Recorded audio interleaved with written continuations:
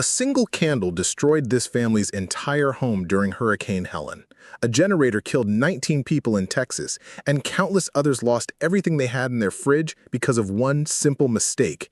These aren't freak accidents. They're completely preventable disasters that happen every time the power goes out. In the next 8 minutes, I'm going to reveal the 3 biggest mistakes people make during blackouts that can literally kill you or destroy your home. More importantly, I'll show you exactly what to do instead so you can survive any power outage safely while keeping your food fresh and your family protected. Welcome to Food Fixer, where we help you master the unexpected challenges of daily life. If you want to be the neighbor who's always prepared and never caught off guard, hit that like button and subscribe for more life-saving tips that actually work. When the lights go out, your first instinct is probably to grab whatever will give you light.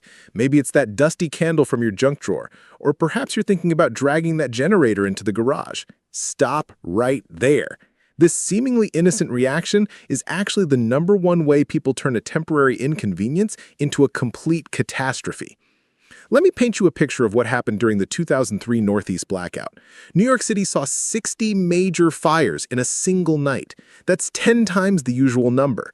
What caused this spike? Candles.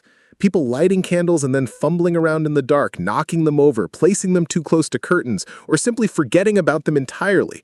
The Missouri Department of Public Safety doesn't mince words about this. They say never use candles as a light source during outages, period. It might seem dramatic, but when you're disoriented in the dark, even the most careful person can make a fatal mistake. That family in Georgia I mentioned at the start, their entire house burned down because of a single candle during Hurricane Helen. Everything they owned, gone. But candles aren't the only fire trap people fall into. If you're thinking about firing up a generator, running a charcoal grill, or even keeping your car engine running for heat, you're walking into an invisible death trap. These devices all produce carbon monoxide, a gas that has no smell, no color, and no warning signs until it's too late. After the Texas freeze in 2021, 19 people died from carbon monoxide poisoning, not from the cold, not from the storm, but because they brought generators and grills inside to stay warm. In Louisiana, after Hurricane Laura passed through, most of the storm-related deaths weren't even from the hurricane. It was from people misusing generators indoors. Here's what's terrifying about carbon monoxide. It can kill you in minutes, and you won't even realize what's happening. You'll just feel a little tired, maybe get a headache, and then you'll fall asleep permanently.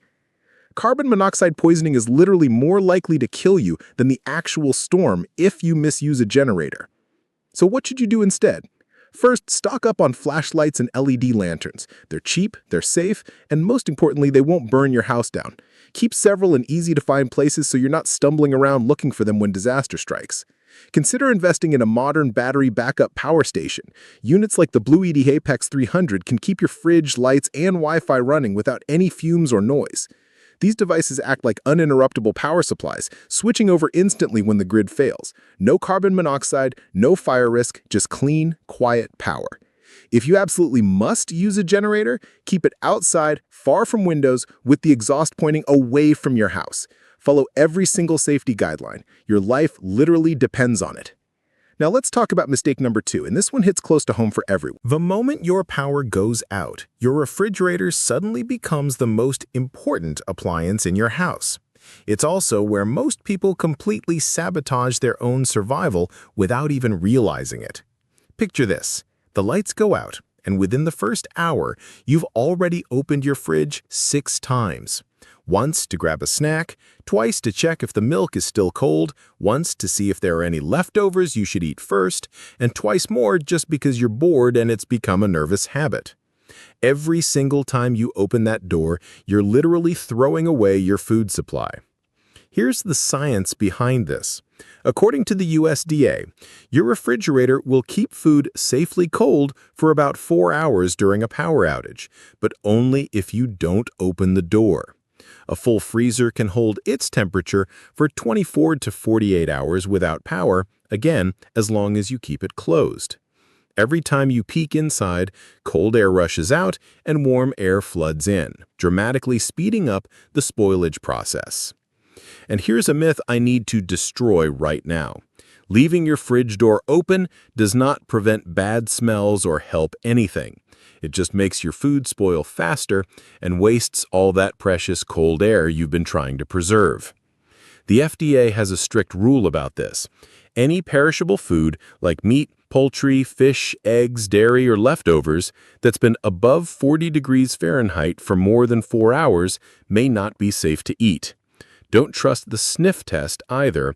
The bacteria that can make you seriously sick don't always produce a funky smell. The last thing you need during a blackout is food poisoning on top of everything else. If you think the outage might last a while, here's your game plan. First, consolidate your most essential items into a cooler with ice. Second, eat your perishables first. Use up that yogurt, those leftovers, anything that will spoil quickly. Third, if you have an outdoor grill, and I mean outdoor, never bring it inside, cook what you can to extend its life. While we're talking about conservation, let's address your phone battery. With the Wi-Fi down and boredom setting in, it's incredibly tempting to burn through your phone's charge scrolling social media or playing games. But if you drain that battery completely, you might be cut off from emergency updates or unable to call for help when you really need it.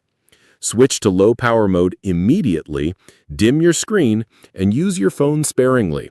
Check news briefly, text friends to let them know you're okay, but then put it down.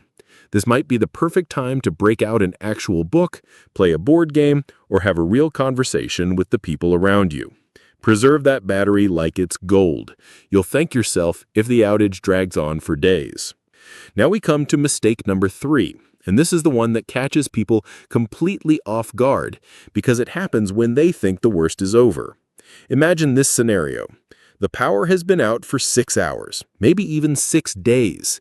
It's 3 a.m., you're finally getting some sleep, and suddenly every light in your house blazes on, the TV starts blaring, the microwave starts beeping, and if you're really unlucky, that stove burner you forgot about starts heating up whatever is sitting on top of it. This is exactly how accidental fires start after a blackout ends. People survive the entire outage safely, only to burn their house down when the electricity comes back. When power is restored, especially after a major outage, your circuits and electronics can get hit with a massive surge. This can fry your expensive gadgets or even spark a fire, and surge protectors aren't always enough to handle these kinds of jolts. Kitchen fires are particularly common in this scenario. People forget they had the stove or oven on when the power went out. Hours or days later, when electricity is restored, that burner starts heating up completely unattended, igniting whatever happens to be nearby. The same thing happens with irons, space heaters, hair curlers, or any heating appliance that was left on. I've seen entire neighborhoods where multiple houses caught fire within minutes of power being restored, all because people left their appliances on during the outage. It's like surviving a hurricane only to be taken out by your own toaster. Here's the professional move that will save you from this disaster. As soon as the power goes out, turn off or unplug all your big appliances and electronics. Your refrigerator, your TV, your computer, your stove, your space heaters, everything. Leave just one lamp switched on so you'll know immediately when the power returns. When electricity is finally restored, don't just flip everything back on at once. Turn your devices back on one by one, checking each one as you go. This prevents that massive surge from hitting everything simultaneously and gives you control over what's happening in your house. If you're using a generator, this step is absolutely critical. You need to shut off the generator safely and reconnect to grid power using a transfer switch if you have one. Never just flip everything back on while the generator is still running. This methodical approach might seem like overkill, but it's the difference between celebrating the return of power and calling the fire department. Don't be the person who survives the blackout only to lose everything when the lights come back on. Before we wrap up, here's a bonus tip that could save someone's life. Don't call 911 just because the power is out. Emergency services can't fix a blackout, and calling them just diverts resources from people who are having actual medical emergencies or life-threatening situations. Instead, call your utility company's outage line to report the problem. They're the ones who can actually do something about it. Power outages are unpredictable, but your response doesn't have to be. With the right preparation and a commitment to avoiding these 3 deadly mistakes, you can turn a stressful situation into something completely manageable. Keep battery-powered lights instead of candles. Respect your refrigerator's cold air like the precious resource it is. Turn your appliances off before the power comes back.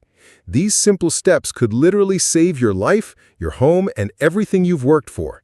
The next time the lights go out, you'll be the calm, prepared neighbor who knows exactly what to do while everyone else is panicking in the dark. You might even be the hero who saves someone else from making these dangerous mistakes. If this video helped you feel more prepared for the next blackout, smash that like button and subscribe to Food Fixer for more life-saving tips that actually work. What's your worst power outage story? Drop it in the comments below. Your experience might help someone else avoid disaster. Stay safe out there, and remember, a little preparation goes a long way when the unexpected happens.